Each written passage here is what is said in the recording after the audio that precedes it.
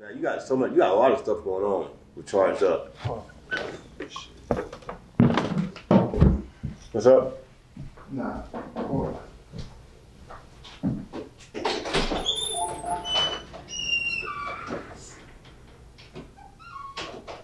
Little moment. Huh? Just need a little moment. Something wrong? No, he just needs a little moment. I was thinking about some things. Yeah. I don't know. I just hope I didn't scratch a nerve in there. I don't know. Nah, I mean, he'd say something.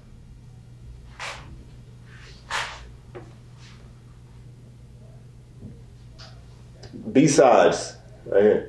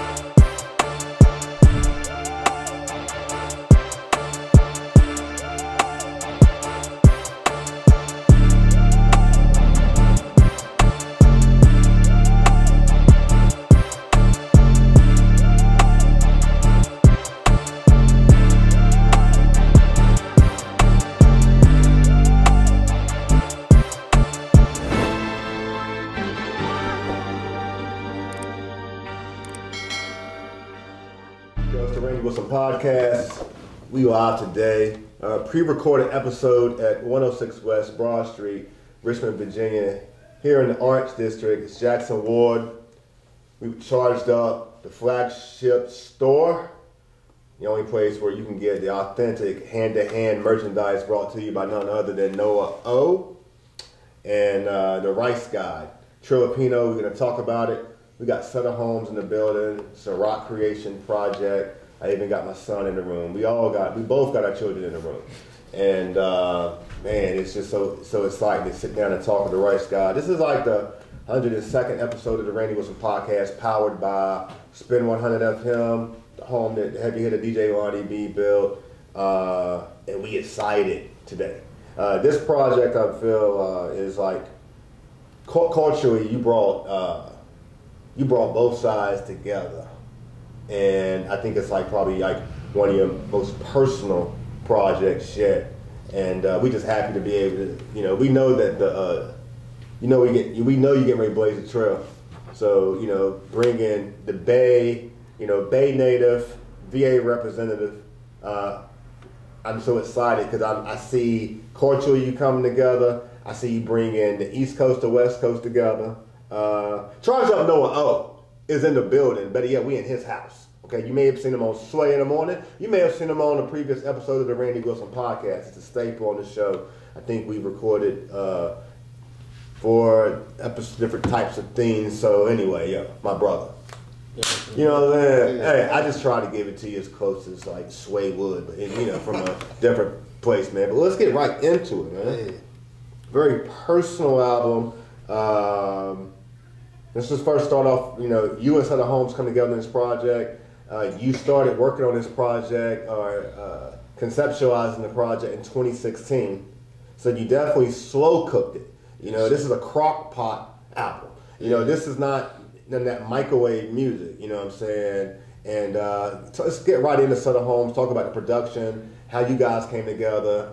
Boom. I think it was probably like 2014, 2015. I was at I was in the Yellow House Studios, and it was some kind of like listening party, maybe like producer, mixer, networking event. And I met him there, like I was sitting in the hallway, and then he just like introduced himself, and just told me who he was. And it was at the time he was working with Rock Nation through Rail Carter, which is Jay-Z's family.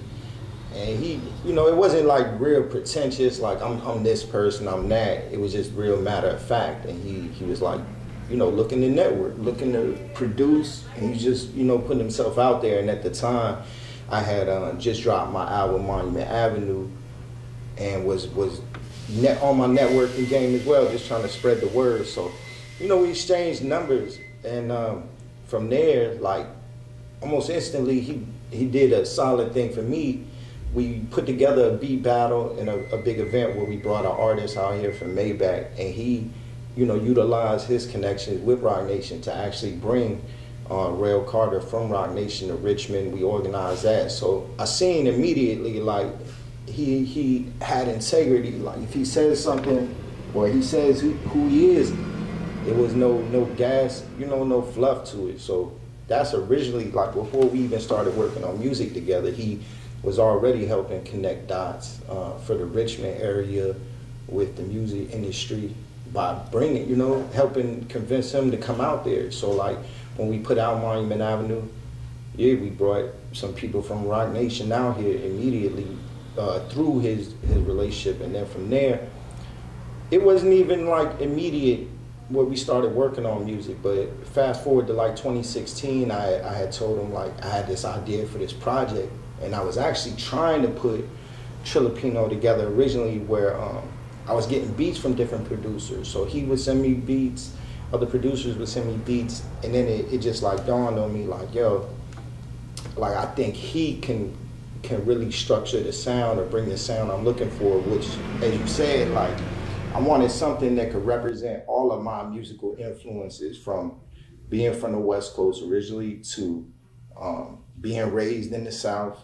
And he just was the first producer I found that could kind of do that naturally. It wasn't like he was a boom bap producer trying to make a trap beat, or he wasn't a trap producer trying to make boom bap. Like, he's a real producer. If he hears something or gets to know you as an artist, he can find, like, musically, you know what I mean, the point where you two can connect. So that's how that began originally. You know, right now, the album is on Bandcamp. Are you gonna press up any physical copies of this project? What can we see as far as how you plan to distribute this project? So right now, it is exclusively available on Bandcamp. Eventually, it will go to the streaming platforms, but throughout my career, like, I've tried my best to just kind of put a line in the sand. Like, I don't believe, like, streaming platforms are in an independent artist, you know, benefit. Like, if you are an independent artist, the way it works is we're funneling all our fan bases collectively to one point, which then gets, you know, if I'm an artist and I got 1,000 fans and you're an artist, you only have 1,000 fans, the chances of you getting hundreds of thousands of streams, like, is slim to none. So, you know, I just come from, like, the Master P, Nipsey Hussle school of thought, where it's like we can just move direct to consumer, and I think Bandcamp represents the best opportunity to do that. Where if I have 150 diehard fans and I drop a project on Bandcamp, that 150 people will buy the album, you know? Yeah. Versus you send it to streaming, I mean, you know, I might have made $10 off of, you know, 40,000 streams. Like, yeah. What is that, you know? So to answer your question, right now, I did a limited amount I made a mixtape version of my album just to kind of take it back to my beginnings. I started off making mixtapes, so I reached out to DJ Banger and the Dump Off DJs, and we put together a mixtape version with, like, the talking on it, bomb effects and all that. So I did a limited run of those, but right now, those are the only 2 ways to get the project. Okay. Y'all go check out DJ Bangers.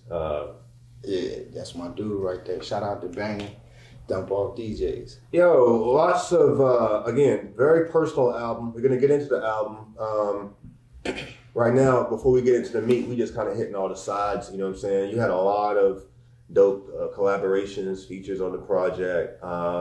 Cadillac Cat, Mal, I think both those songs.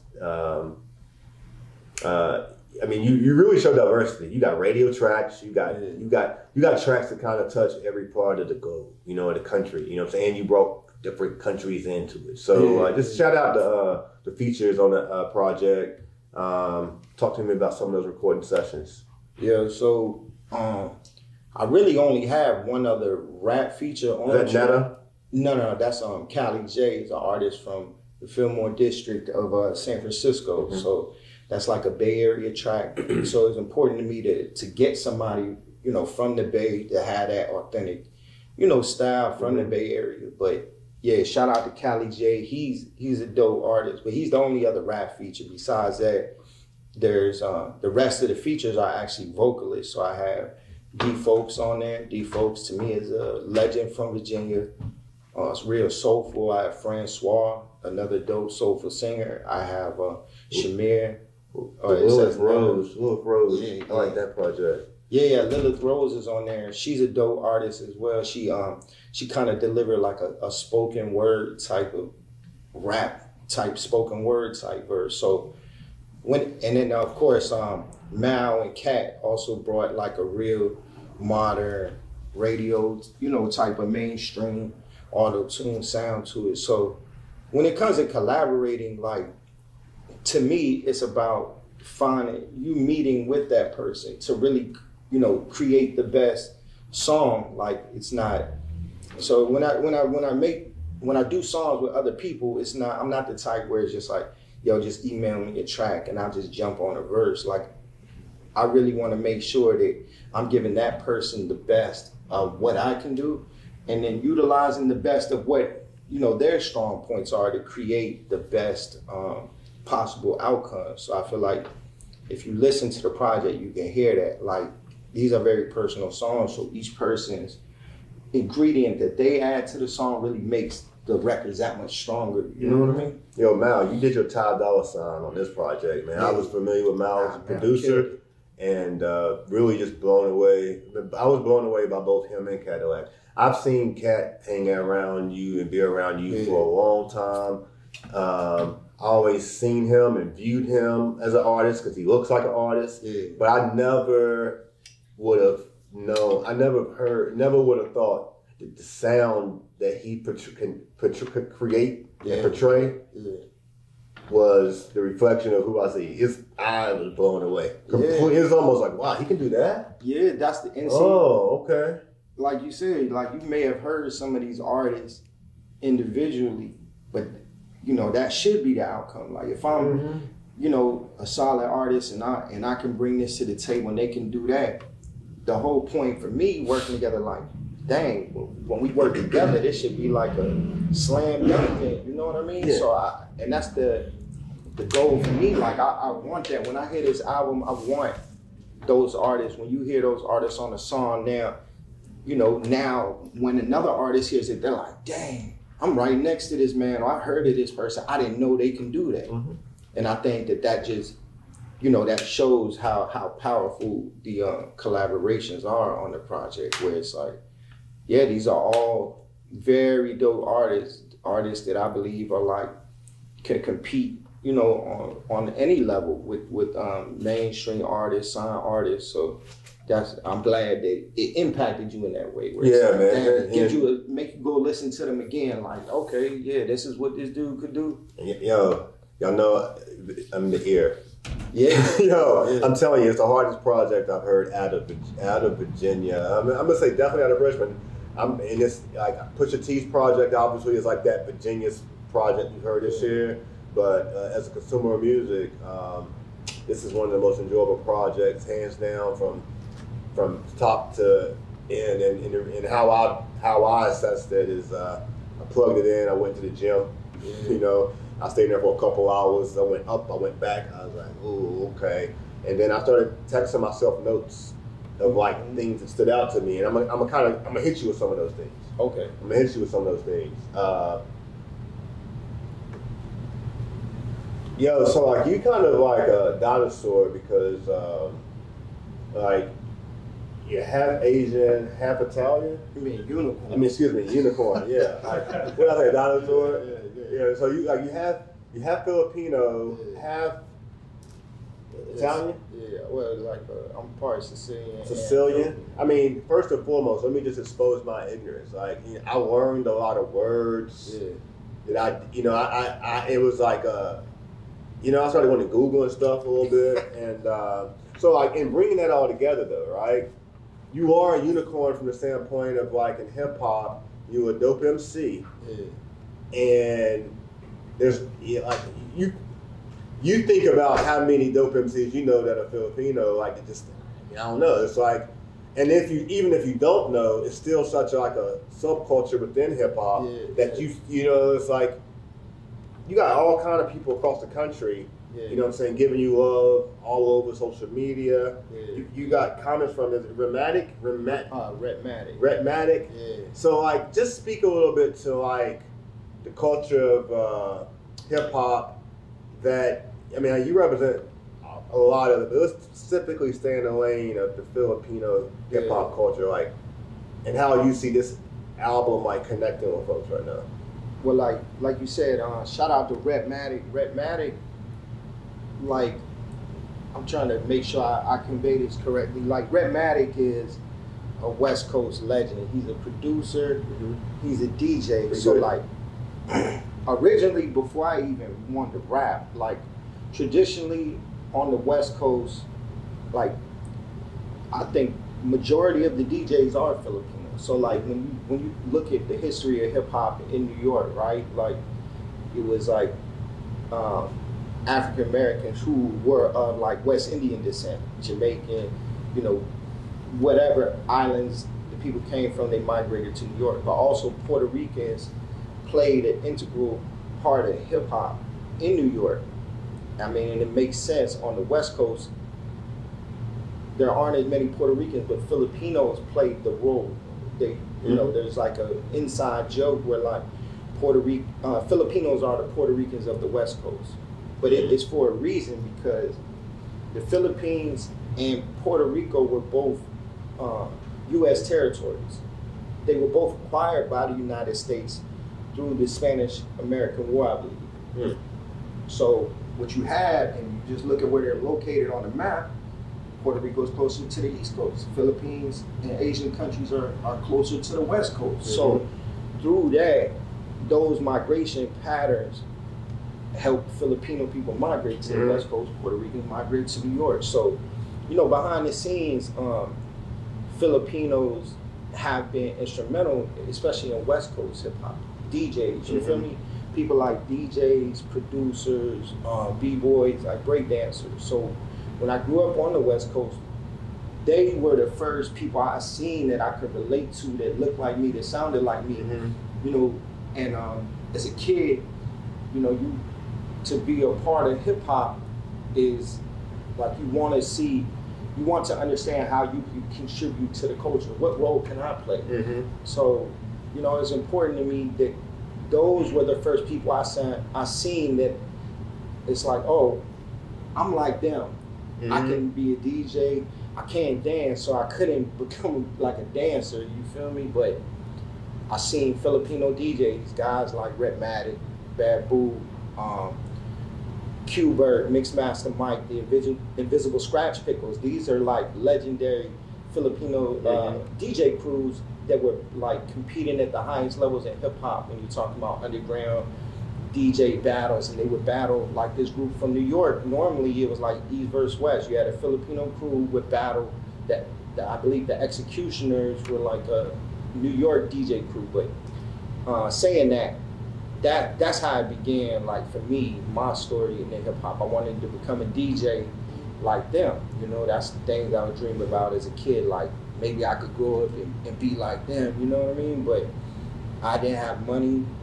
And really, like, my passion was more in writing, the MCing. And as I became a young man, and it became important for me to try to, like, get my thoughts or my emotions out there, I think that rap was, like, the best way I could do it, if I could understand how to tell my own story through rhymes, you know what I mean? Like, that's kind of what rap is if you listen to any rappers, them telling their story, telling you about where they're from, what they've been through, or where they're trying to go in life. So that's how I ended up really like entering hip hop, was just through that desire to share my story. And like that's what this album represents. Like for those that don't know, there's not a lot of Filipino rappers on a mainstream level, right? There's always been Filipino rappers underground, but in America, it's just beginning where you're having Filipino artists or artists of Filipino heritage who are becoming more known. You got people like Sweetie, she's half Filipino, or the singer Her on an underground kind of known level. You got guys like Wapdad 4000. Like these are all artists who, you know, in addition to being like African American, they're also Filipino. You know, I just happen to be Italian American and Filipino. So it's important to me, like, to tell my story. And then, like you said, me being from Richmond, Virginia, when I grew up here, I didn't even know any other Filipino people. So I've always kind of grew up among African Americans. Like since the age of 5, like the first people who like I went to school with, or who even taught me about like how to tie my shoes were older black folks. You know what I mean? So I've grown up with black people majority of my life, but I would never, like, sometimes people would joke, my friends, like, you could just tell people you part black, and I'm like, no, like, I know who I am. You know what I mean? I know my grandparents. I know my mom. Like, that's very, you know, I want to tell my story. Like, hip hop is about storytelling, right? Sharing. Artists represent and are kind of spokespeople for whatever their experiences are. Whether it's like, you know, you're sharing about your neighborhood, your area of the country, or your personal life. Me as a rapper, that's just important to me because the more I've gained a following, I don't think people like know, you know. So that's why on this album I really wanted to tell my story. Like, let me tell you about me. Let me tell you where I'm from. Let me tell you not only my experiences, but like my mother's experience, my grandparents' experience, and that part of being colonized, right? Part of like Filipinos in the Philippines being colonized is there's this thing it's called like a phrase, like being the model immigrant, which is you come to America and you just be quiet, right? Like you just keep your head down, you just work and just kind of assimilate in American culture, get you a house in the suburbs and just shut up and just, you know, go to school, go to work. But for me, like, that wasn't my upbringing, you know what I mean? Like my mom, and even me, I was raised in the inner city, so sometimes people think like certain experiences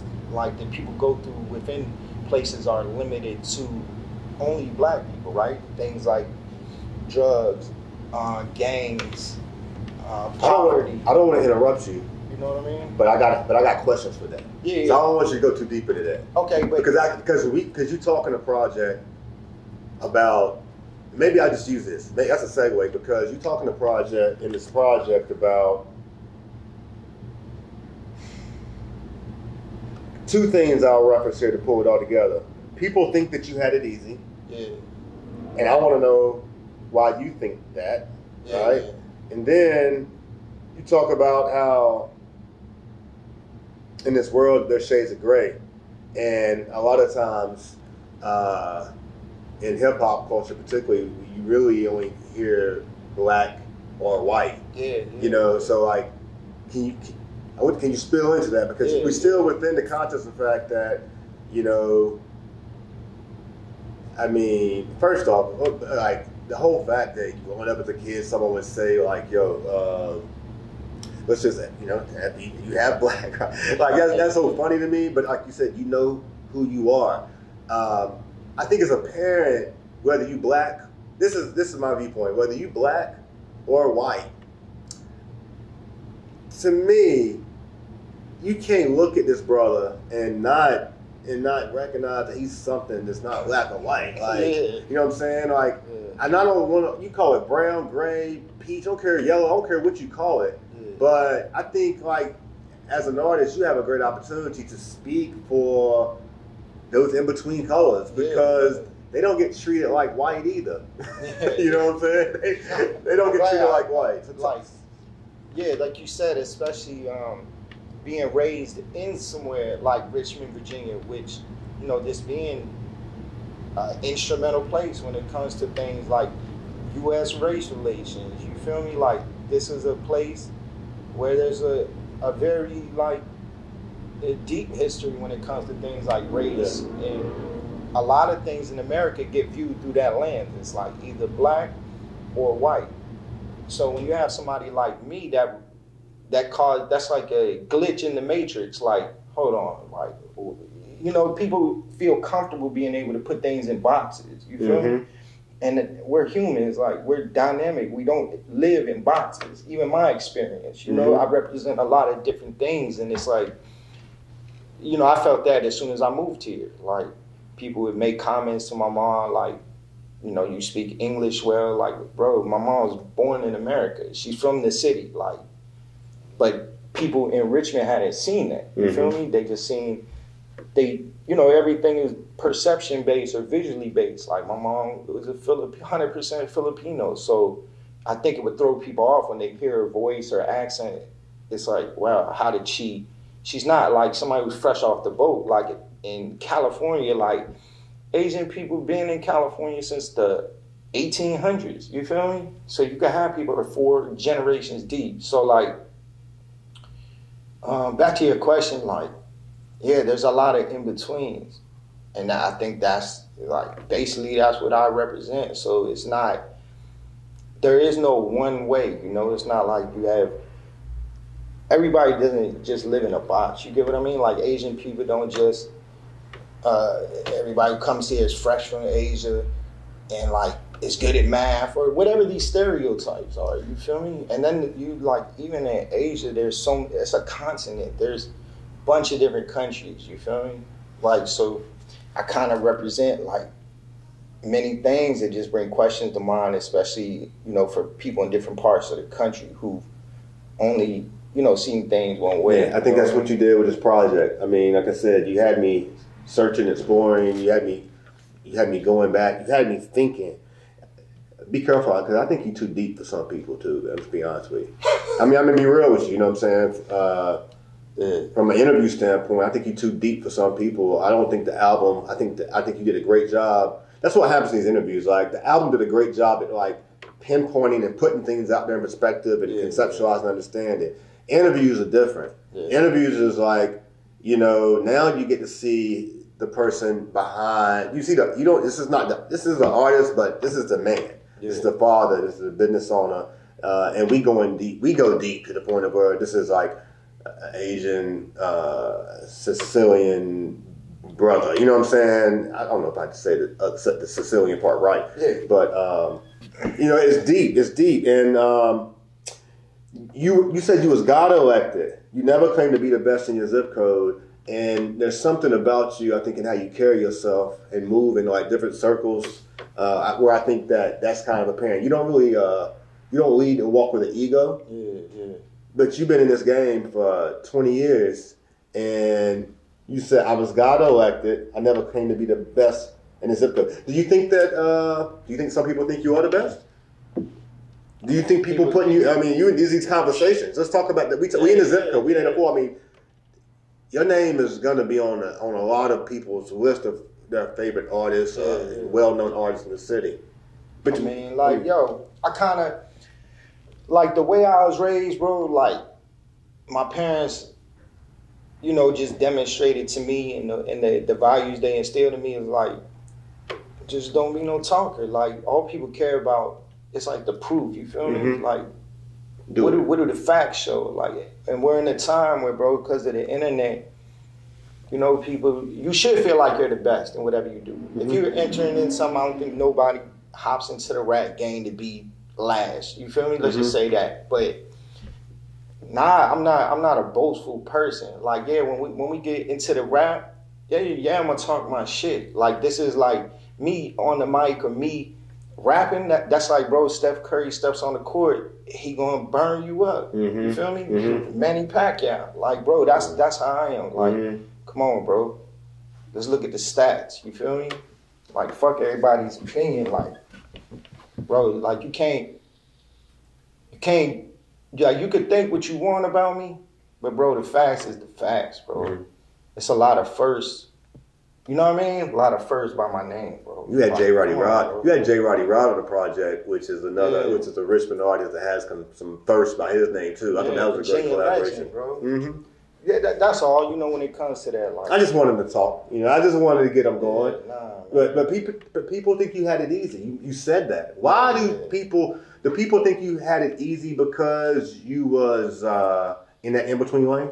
Particularly black people. I mean, let's just be real. Like, why do you say that? What does that mean? Because like, you know, a lot of times everything is based on like a visual perception. You know what I mean? Like when I grew up here, like people like, oh, you're a pretty boy, you're this or that. They'll try to put their projections on me. You feel me? Like, and I just refuse to like wear anybody else's projections. Like, bro, I'm gonna control my own narrative. You know what I mean? Like, I know who I am. I don't think, in the way I was raised too, like somebody being visually attractive doesn't make you exceptional. You feel me? So I never wanted people like, based on how I look, to treat me a certain way, or the you get what I'm saying?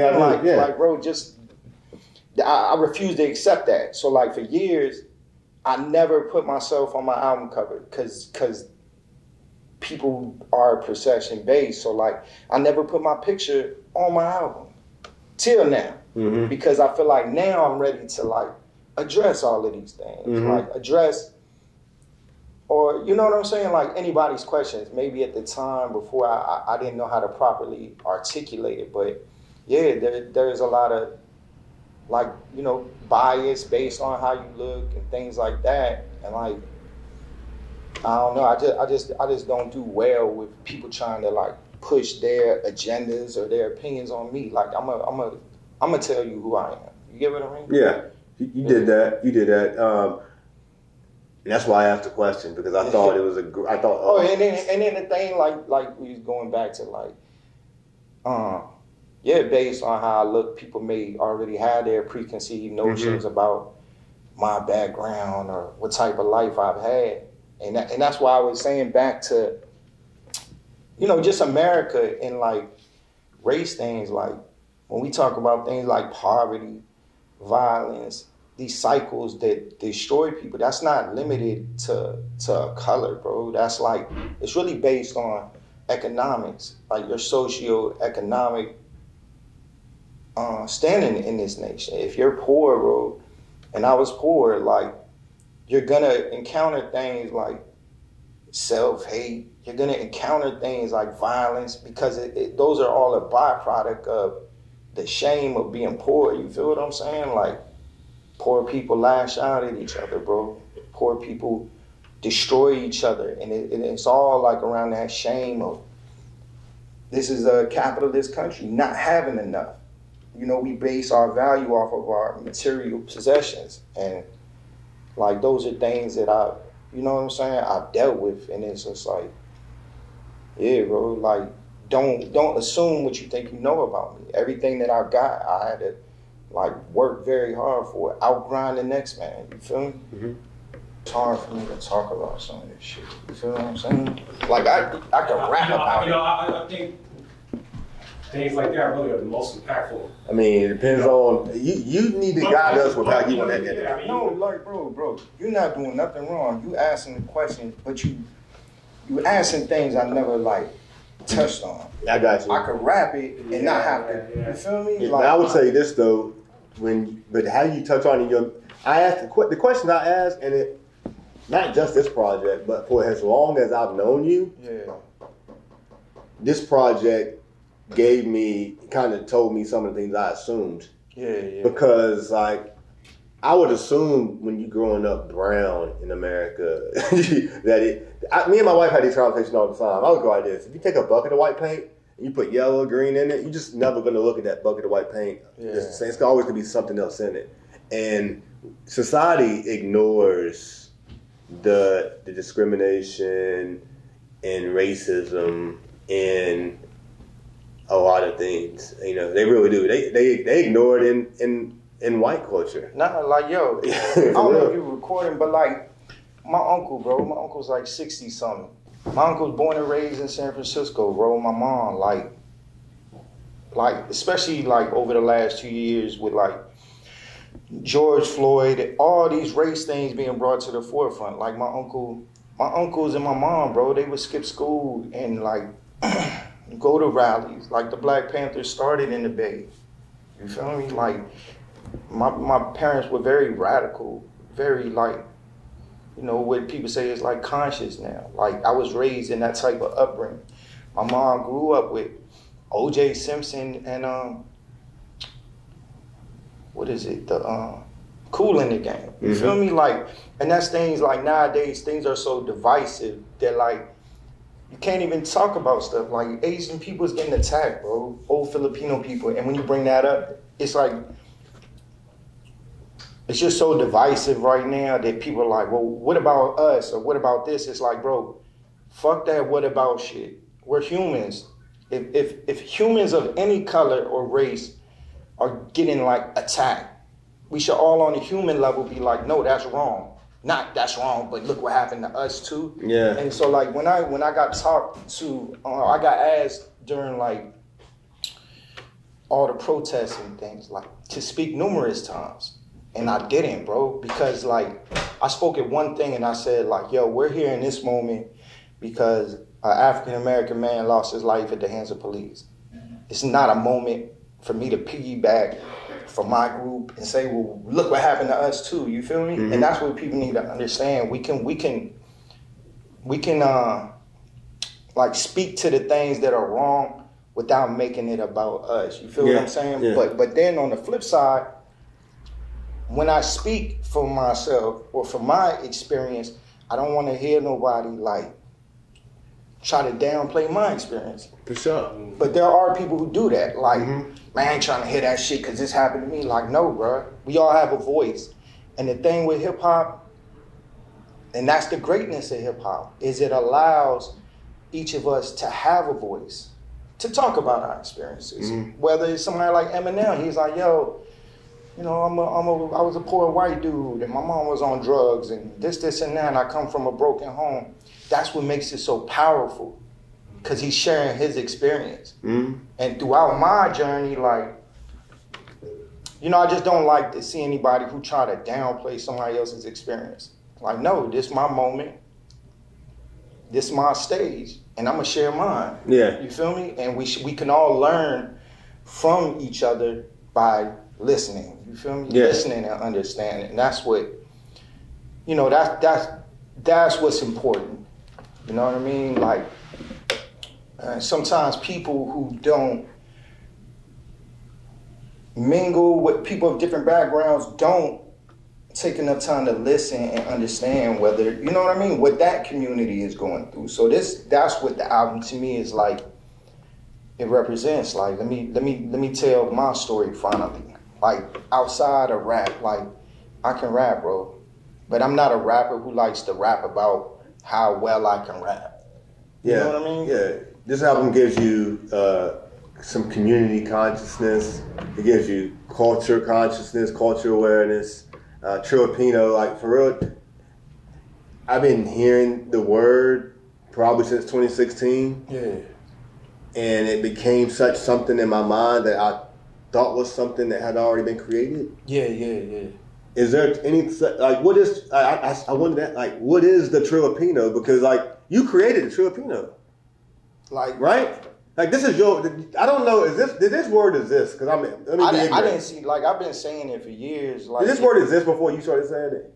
I don't know. I know I've done my best to, like, brand it. It seems like it, because you just, I mean, so back, like I was saying, this album is kind of like a full circle moment. My first mixtape was called Trillmatic. Second one was Trillmatic 2. So, like, this is like an extension of that. Like, the word trill, arguably, you know, it started in the South. Whether some people say it's from UGK in Texas, or there's some people who say, like, it's from, you know, Dungeon Family in Atlanta. The word trill is like a Southern word for true, true and real. That's why it was important to me on my intro. I have Big Rube from the Dungeon Family, like, narrating it to bridge those gaps. Like, here's one of the most legendary voices in Southern hip hop, and he's weaving together a story, which is my story. Like, bro, I'm Filipino and Italian, but I've been raised in the South. So that's what, you know what I mean? And that was dope. I mean, I was also did you have to get a clearance by Sway? Oh, yeah, we reached out to Sway, and shout out to Sway too, bro. Sway, like, he's been somebody who supports me. You feel me? Supports my career, helped me tell my story on a major level. So yeah, Sway. Long story short, Sway. Yeah, he gave me permission to use that on my album. You showed your reach.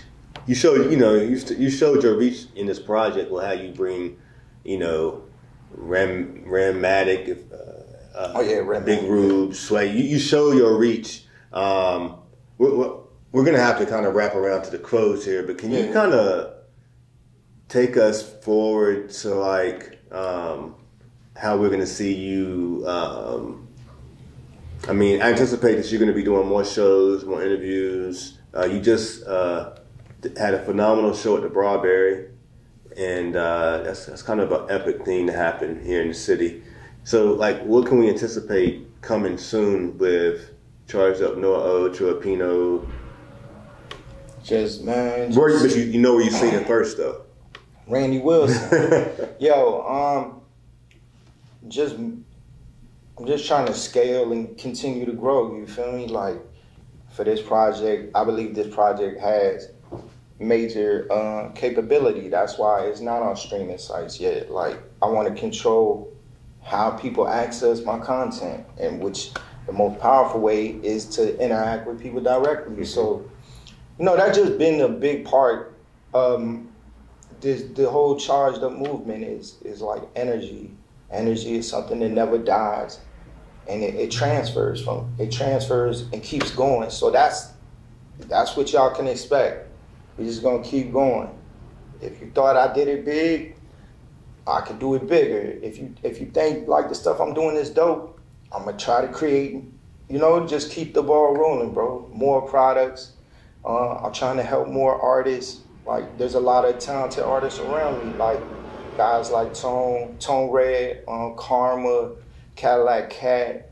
There's a lot of up and coming producers. Like you were saying, I had the capability on this album to reach out to like some known people, but it was all to tell the story. You feel me? It just like, and that's what I'm about. Like, continue to build with the people around me, and we all just grow, man. Like, this is the first store, hopefully of many. We could continue to just grow in every way possible, do more stuff for the community, drop more projects. Like, I already have, after Trillipino, I have like 2 other projects done. Like, I'm just not stopping, bro. Like, I'm not putting no ceiling on what I'm doing. Like, this is not the end. In a lot of ways, this is just the beginning of what I'm building. Like, you know what I mean? Like, so Trillipino, you haven't heard it yet.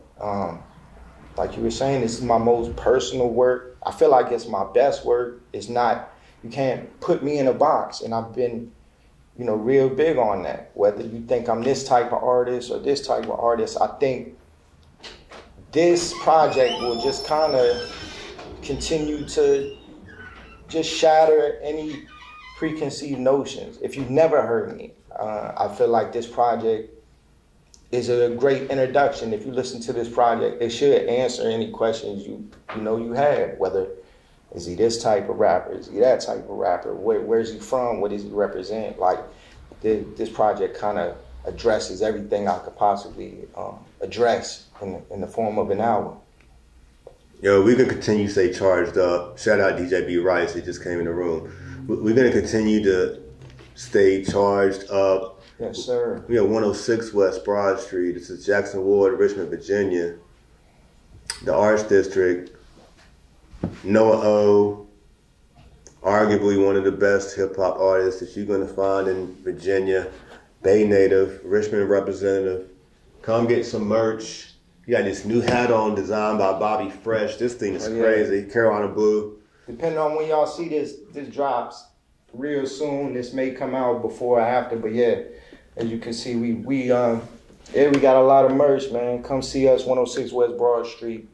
If you're not in Virginia, you can shop with us, chargedbnt.com. And yeah, the album, Trillipino. It's been a pleasure to have you on the show, man. I think this is episode 102, and shout out 102 Jams, Winston-Salem, North Carolina. If you know, you know. But man, it's a pleasure, man. I'm glad to be Thank you, one of bro. the first episodes on this journey as we release Trillipino. Again, this is just maybe a clip. This is a podcast that has been, we got into the album, but truthfully, when it's so personal. We got into the feelings and the emotions of the album. We got into the layers, and depending on what we release or not release, we hope that you saw that. There's a man behind the artist, or there's a man in front of the artist, and the fact that you just allowed yourself to be vulnerable in a moment where, in society as men, like we ain't even comfortable using the word vulnerable, but truthfully, it's like. It really began peeling back some of the layers and some of the things that was needed because of healing, whether it's for you or for those who consume the music. Like somebody need to hear that, So again, appreciate you for having me on the show. Randy was a podcast curated by Rock Creations, powered by Spin 100 FM. We out.